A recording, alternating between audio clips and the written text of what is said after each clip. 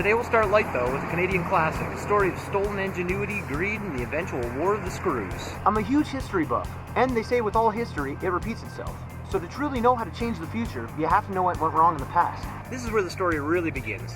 Peter Lindberner, or P.L. Robertson, was a Canadian inventor, philanthropist, industrialist, and just a whole bunch of other stuff, but he was most well known for creating the Robertson screw, or square socket drive.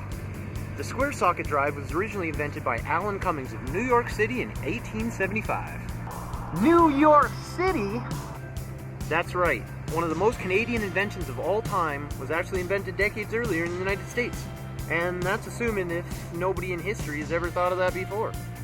But you know what you do when you assume, right? You make a liar out of you. And me. Yeah, I already said you. And me. Alan Cummings never developed commercial success though, basically because the design was way too difficult to manufacture. Peter Robertson created a highly efficient technique for cold forming the screw's head. That was what set him apart from Alan Cummings. P.L. Robertson was able to do what Alan Cummings never could. Should have been more like Alan Goings. The secret though to Robertson's success was the exact shape of the recess. Basically it was a square with chamfered sides that had slightly tapered, and then it went into a pyramidal bottom. Pyramidal? Pyramidal. Is it pyramidal? Pyramidal. Pyramidal? Pyramidal. It went into a pyramidal bottom. The pyramid dip at the bottom of the square basically means that the screw fits snugly. This design allowed for more surface area, allowing the operator to work either one-handed or upside down. See, this thing basically holds any way. Upside down, one-handed, whoa, between the legs. Robertson was working for the Philadelphia Tool Company in Eastern Canada when he was badly injured during a flat blade screwdriver demonstration for customers. Anyone who's ever used a flat blade screwdriver knows that slipping is a serious and dangerous hazard that occurs normally with that tool.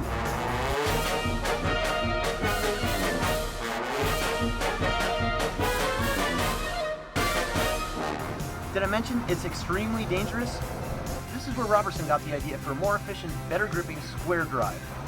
In 1908, Robertson started producing his screws in Milton, Ontario. Then, in 1909, Robertson officially got the patent for his invention. Now's where history really gets good. Robertson knew he had something special with his invention, so he got to work looking for clients.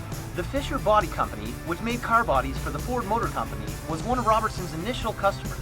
They used over 700 Robertson screws in the original Model T automobile. When Henry Ford himself heard about this, he actually approached Robertson with a crazy offer. Ford wanted the exclusive rights to the screw being manufactured and produced in the United States only. But because Robertson thought it was such a great idea, he didn't think it was in his best interest to limit the screw. This is where the screw wars begin. Shortly after Robertson's refusal, Mr. Ford began talking with Henry F. Phillips. Phillips had no problem with Ford's exclusive use and manufacturing rights, which eventually led him to become the biggest screw in the world. True story. Although Robertson had been proven to be a serious contender, because he didn't sign with Ford, that meant that he was limited to Canada only, which eventually let him down. Home Depot reports that Robertson screwdrivers account for only 5% of the total screwdriver sales in the United States. In Canada, that number jumps to 55%. Now get back to work. This world isn't going to build itself. Well, I guess there are lots of natural forming formations out there, so it might.